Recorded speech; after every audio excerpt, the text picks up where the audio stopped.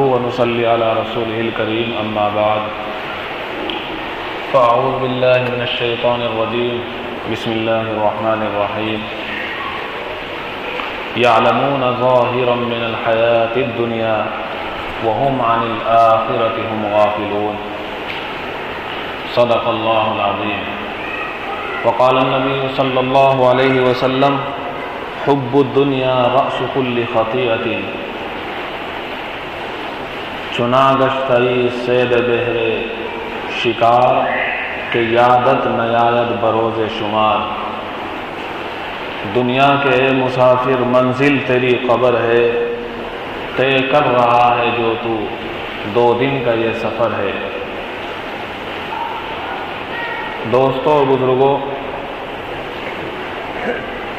حق تعالی سبحانہ و تقدس کا کلام، اس کی شان بڑی نرالی ہے۔ وہ جہاں امراض کو بیان کرتا ہے وہی امراض کے اسباب کو بھی بیان کرتا ہے۔ بیماریاں کیا ہیں، ان کا سبب کیا ہے اور پھر ان کا علاج کیا ہے۔ یہ مطلب اللہ کا کلام ایسا مطلب ہے جہاں پر کوئی بھی بیمار نا امید ہو کر نہیں جاتا ہے۔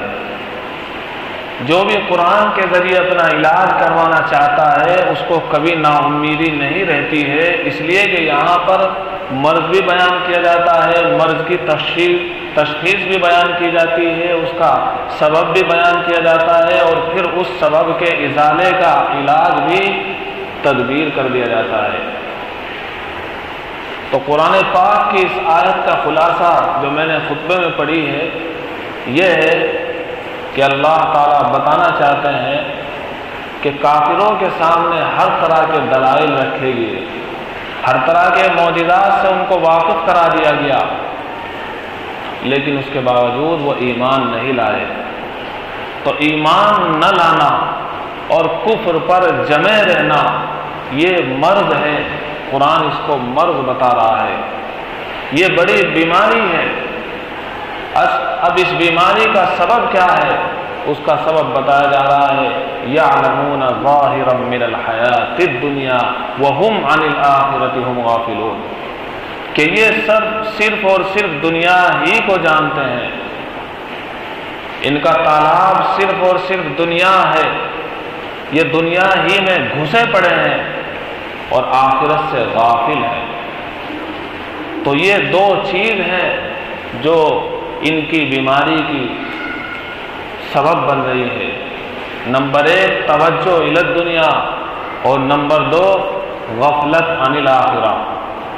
دنیا کی طرف توجہ ہی توجہ ہے اور آخرت سے غفلت ہی غفلت برتی جا رہی ہے۔ دوستو، اللہ تعالی نے اس کو مرض بتایا ہے، اس کو بیماری بتایا ہے۔ کوئی انسان جو اس کو مرض سمجھتا ہو، اس کو بیماری سمجھتا ہو، دنیا کی محبت کو کوئی بیماری سمجھنے والا ہے، جبکہ اللہ تعالیٰ دنیا کی محبت کو بیماری بتا رہے ہیں۔ وہ دنیا کی محبت کے دنیا ہی میں گھس کر انسان دنیا ہی کا بن کر رہ جائے، دنیا ہی کا غلام اور دنیا ہی کا بندہ بن کر رہ جائے، اس کو اللہ تعالیٰ مرض بتا رہے ہیں۔ اور اتنا بڑا مرض ہے، اتنا بڑا مرض ہے، جتنے بھی کافر ہیں آج اسی مرض کی وجہ سے وہ کافر بنے ہوئے ہیں، اور جتنے کافر کل تھے اسی مرض کی وجہ سے وہ کافر بنے ہوئے تھے۔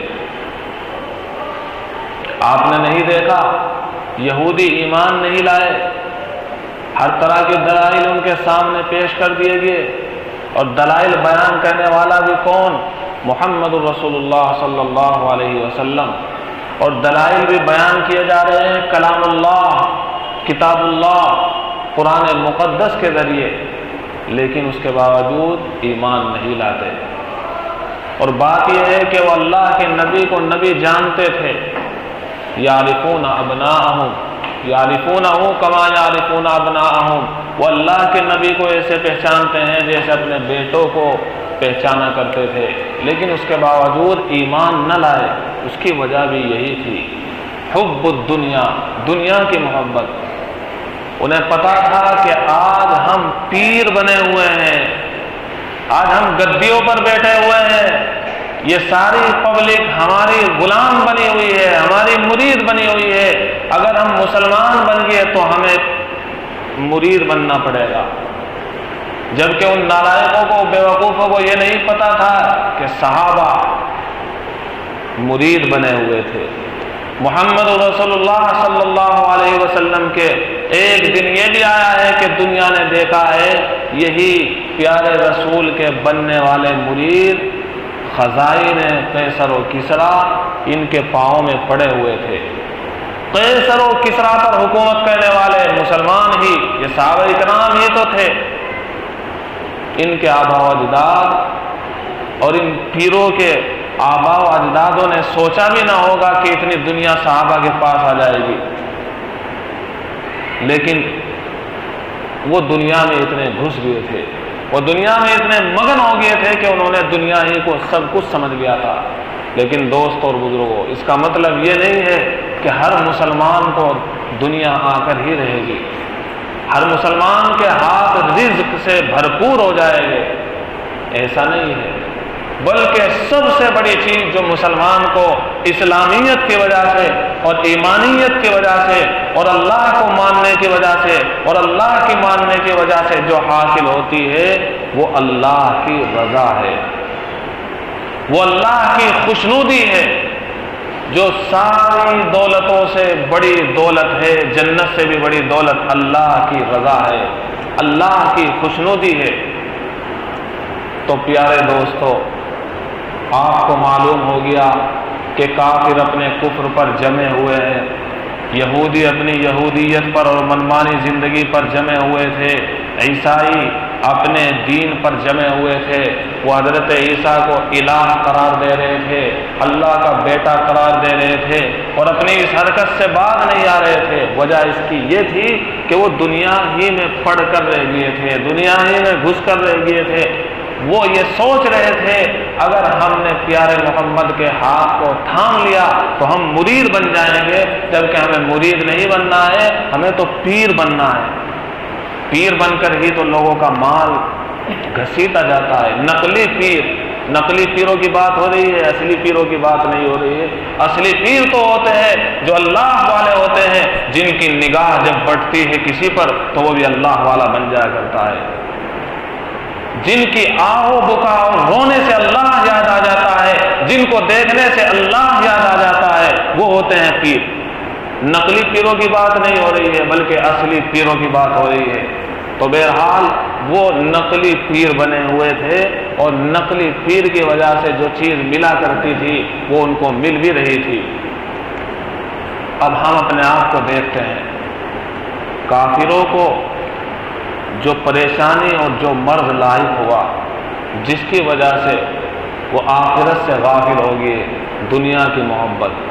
کہیں ایسا تو نہیں کہ ہمارے اندر یہ محبت سما نہ گئی ہو، یہ بات بھی حقیقت ہے کہ ہمارا اعتقاد آخرت پر ہے، ہم ایمان رکھتے ہیں کہ دنیا سے چل کر ہمیں آخرت کی طرف جانا ہے۔ لیکن اگر دیکھا جائے، تأمل سے دیکھا جائے، سوچ و بچار کے ساتھ دیکھا جائے تو دنیا کی محبت ہمارے اندر بھی سمائی ہوئی ہے،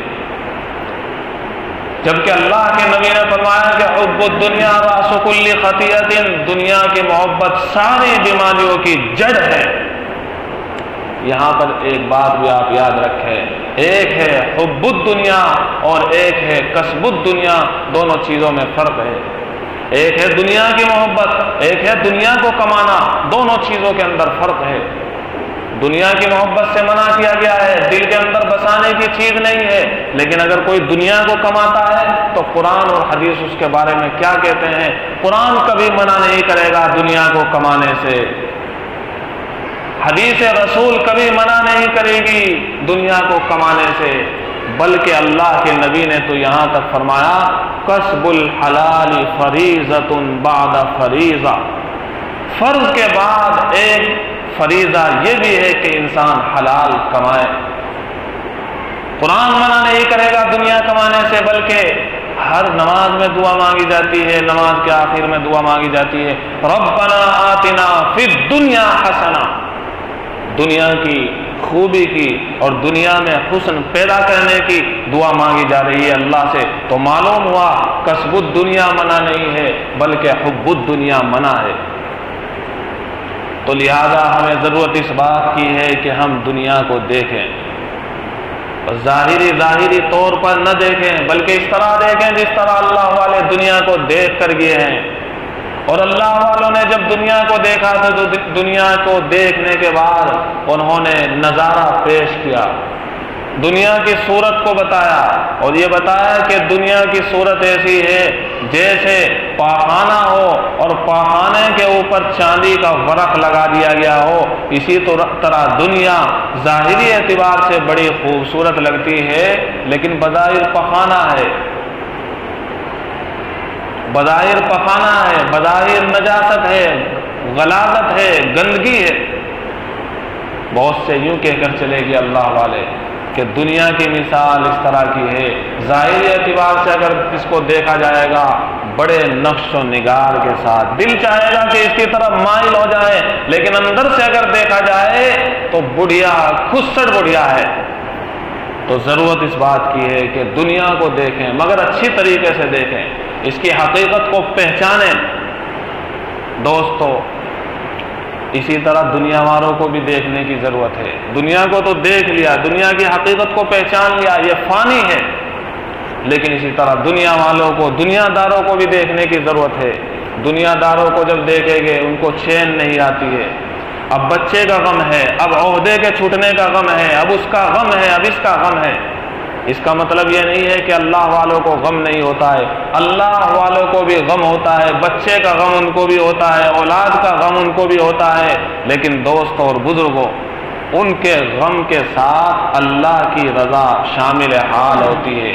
غم بھی ہو رہا ہے لیکن اللہ کی رضا شامل حال بھی ہو رہی ہے۔ آپ نے نہیں دیکھا کہ دنیا کے اندر سب سے بڑا غم اور سب سے بڑی مصیبت جو انسان سمجھتا ہے وہ موت ہے۔ موت سے کبھی اللہ والے ڈرتے نہیں ہیں بلکہ موت کی تمنا ان کو رہا کرتی ہے۔ اس سے معلوم ہو گیا کہ اللہ والوں کے یہاں دنیا کی مصیبت کوئی مصیبت نہیں ہے بلکہ اللہ کی رضا ہی ان کے یہاں شامل حال ہوتی ہے۔ اور ابھی میں نے آپ کو بتایا ایک ہے حب الدنیا جس سے منع کیا گیا ہے، اور دوسری چیز ہے کسب الدنیا، دنیا کو کمانے سے بالکل بھی منع نہیں کیا گیا ہے۔ قرآن و حدیث بھرے پڑے ہیں، جمعے کی نماز ہے پڑھ لی ہے، اب پڑھنے کے بعد کیا چھٹی کریں؟ اللہ فرما رہے ہیں اپنے کاروبار کی چھٹی کرنے کی ضرورت نہیں ہے، فانتشروا فی الارض، زمین میں پھیل جاؤ، اپنی کمائی کو خوب بڑھاؤ اور اس کمائی کے ذریعے اللہ کو اپنا بناؤ۔ لہذا دوست اور بزرگوں ہمیں ضرورت ہے کہ ہم آخرت کی طرف توجہ کریں، کہیں ایسا نہ ہو کہ یہ غفلت آخرت سے ہمیں ڈبو دے اور ہمیں دنیا ہی کا بنا کر رکھ دے۔ اور توجہ الی الآخرت کے لیے سب سے پہلے یہ سوچیں کہ آخرت میں کوئی رنج اور غم نہیں ہے، یہاں کچھ بھی آرام مل جائے رنج اور غم ضرور مل کر رہتا ہے۔ اور دوسری چیز یہ کہ آخرت باقی ہے، فنا ہونے والی نہیں ہے، یہاں آپ کو کچھ بھی مل جائے لیکن دنیا تو فنا ہونے والی ہے، تو فنا ہونے والی چیز پر ہم اپنی باقی رہنے والی چیز کو کیوں قربان کریں؟ قربان تو ہمیں اس فنا ہونے والی چیز کو کرنا چاہیے اور آخرت پر کرنا چاہیے جو باقی رہنے والی چیز ہے۔